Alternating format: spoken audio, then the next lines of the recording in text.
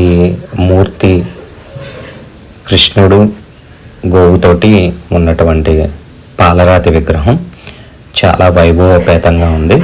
ఈయనే ఆ తాతగారు. పూజలన్నీ ఆయనే దగ్గరుండి చూసుకుంటారు.